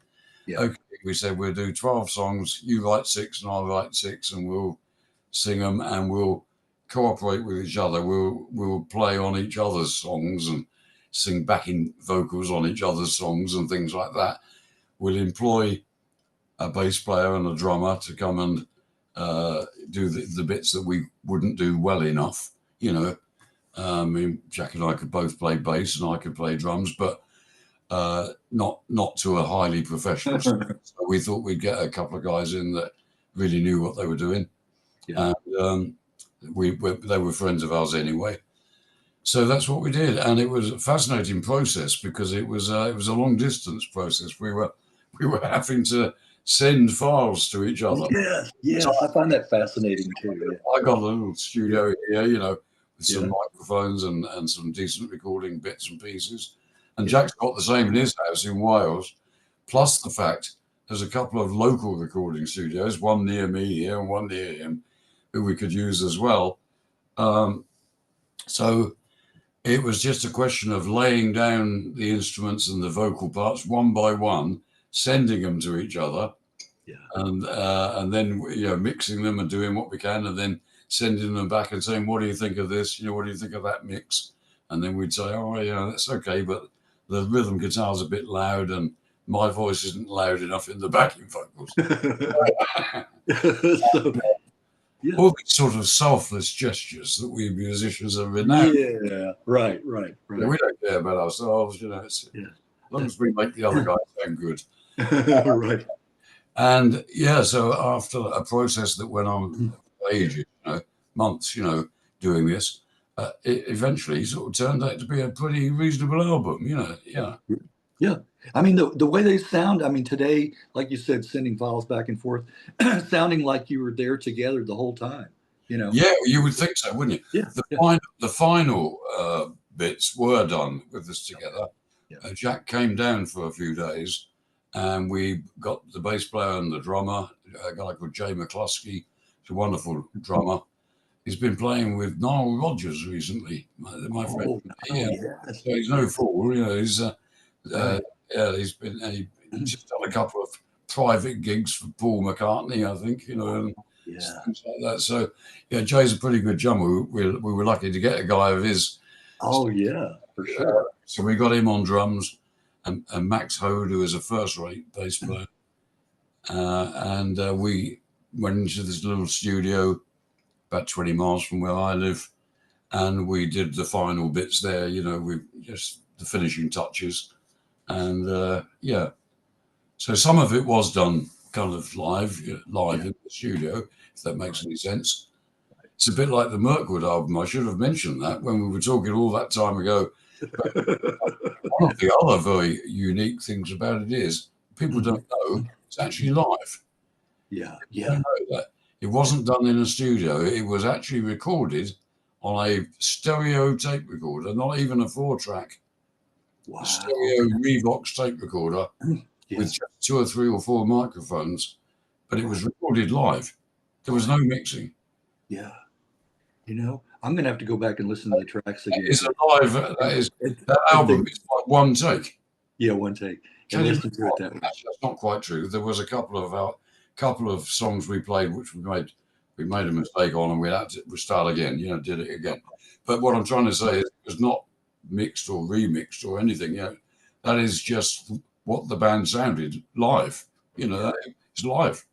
It's live. Wow. I'll have to go back and listen to that. I should have put that on the album cover. That's all right. That's right. Okay, one more. Got to hear about Jeff Beck, Jeff, the one alone. A little bit about that. How much time and research did you put into that? Quite a lot. Time-wise, I took my time. I wasn't in a rush. I wrote to Sandra, to Jeff's widow, not long after he died, just to make sure, you know, that she was happy with things, and then I started to think about the structure of the book. You know, what order do I want to do things in? You know, it's quite a tricky one. That it's not like writing a novel. So in a sense, we kind of start at the end.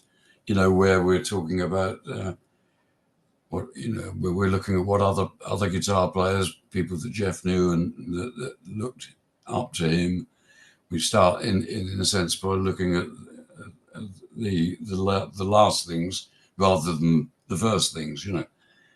And then we have to kind of move back 70 odd years, you know, to the wartime, to that period where, as I was saying about Wallington, you know, where he was born, was going through very much the same as our people down here were going through. So I didn't find that at all difficult. I could imagine that quite easily, you know. That almost felt like I was writing my own story, you know. So that bit was nice and easy. And then I thought, there's an awful lot here that younger people are not going to understand.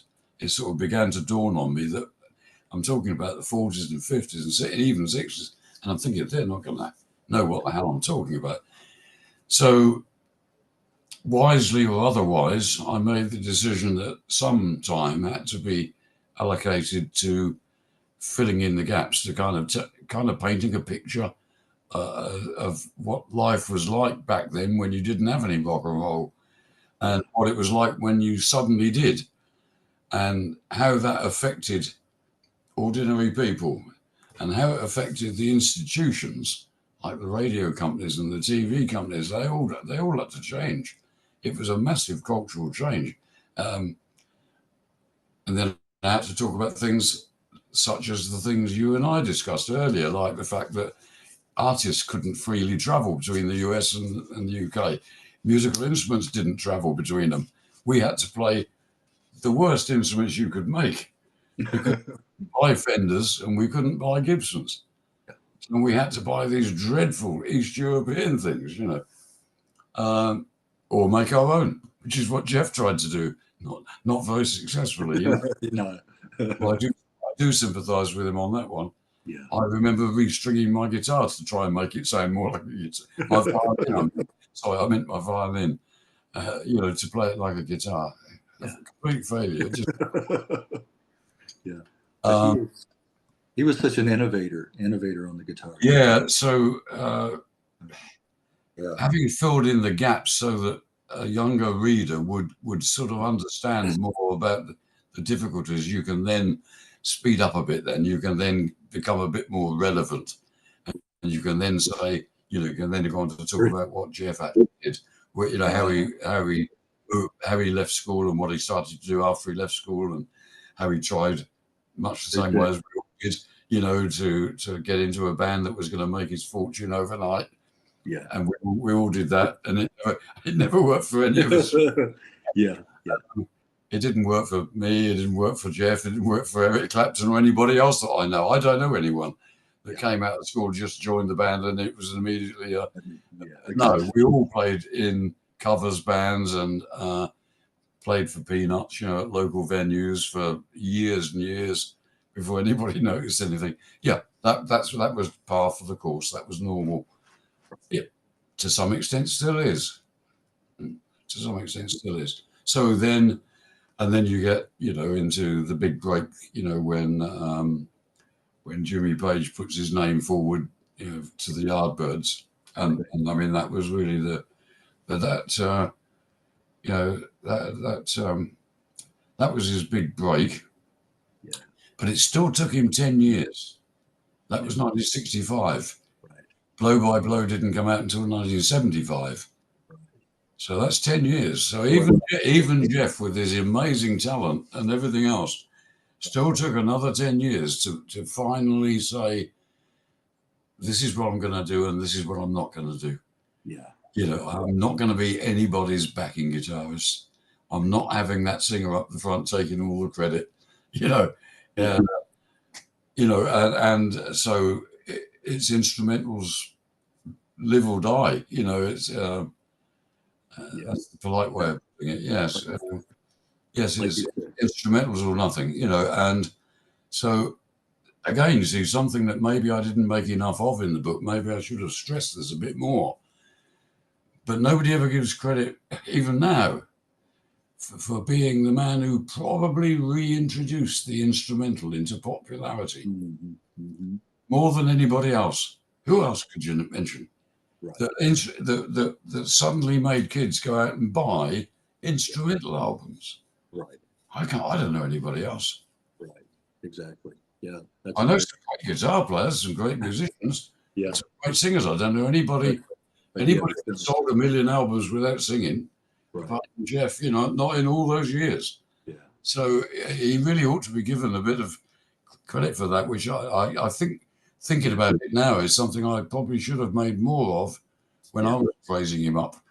Yeah. and his love of cars too, automobiles. Yeah, his love of cars. He was always keen on cars, even when on the few occasions when I did meet him, and we would chat about everything under the sun, but it would always end up with cars, which I didn't know a lot about, because I was into sort of British sports cars. Yeah. That was always my thing. You guys wouldn't know anything about them, and there's no reason why you should. But I was, there were British sports cars which I was, when I was a kid, 17, 18, 19 years old, just got a driving license. That's what I wanted to buy, and all my spare money went on them. I was very keen on cars in the same way as Jeff was, but I took myself off to have lessons in mechanics, so that I could do some work on them. So I was very keen. But the American cars that Jeff liked weren't my thing at all. They weren't okay. The hot rods and things. I always liked the Jaguar. I've always liked the Jaguar's classy. Yeah. I had an old XK 120. Okay. For those that don't know, the Jaguar was entirely British in those days. It had no foreign ownership or anything. Not one piece of engineering in it. Had one of the world's first double overhead camshaft engines. I'm sounding like Jeff now. double overhead camshaft engines, twin issue carburetors. It could do 128 miles an hour. Yeah. It still didn't have disc brakes. It still had those brakes we had before we had discs. Yeah. So not even a modern brake on it. Yeah. You could get up to 100 miles an hour in 8 seconds, but it would take you a full minute to stop. Right. How about that? You know, that's Yeah. that's a seriously dangerous vehicle, I think. Right. You can get to 100 miles an hour within seconds, but Yeah. then you have to stop, and it takes you forever. Right, just to stop. And I had one of those. It was the same model that won the Le Mans Oh, race. Yep. right.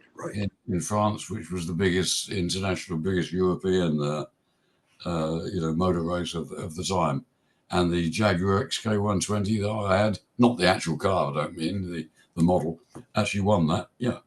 If I had a picture of it in my hand, I'd show it. I was like the body style. Me standing, an 18-year-old me standing proudly by my. Right. It was a 1951 car. Oh, yes.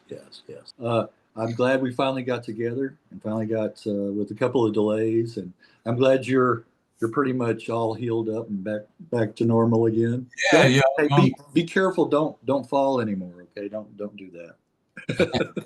Okay. Yeah. I'm sure you've got tons of material there. I'm just praying. Oh yes. Oh yeah. We got lots of material. I'm always astonished when I think anyone is interested in people like me, because there are a lot of musicians out there who are like seriously good people who are not household names, and that's what this is about, maybe shining a little light and giving a little exposure. It's never too late. Yeah, I mean, it's one of those weird things. I mean, I played music for all those years, and I've probably only been writing books for about 7 or 8 or 9 years. I'm more well known by people over here now as a writer than I ever was as a musician. Yeah. It's crazy. Yeah.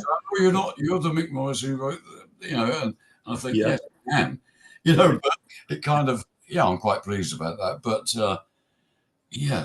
but isn't it strange how, I guess the internet's got something to do with it. It has a lot to do with it. Yeah, I guess a lot of the kind of communication has, recent years at least. Yeah, and I'm the type that likes to dig a little deeper, and find some of those undiscovered. Tell that what the stuff you do. Bands that were like kind of overlooked, maybe flew under the radar. I like to. I see. You're thinking, how the hell did he know that? Yeah, right. Well, I'm such a music fan, so I'm going to find out about a lot of you guys just from collecting the music. All right, Mick. It's been really nice. I appreciate it. All right. Yeah, no problem. All right. We'll talk to you soon. Okay. All the best to you. We'll be in touch. Okay. Right.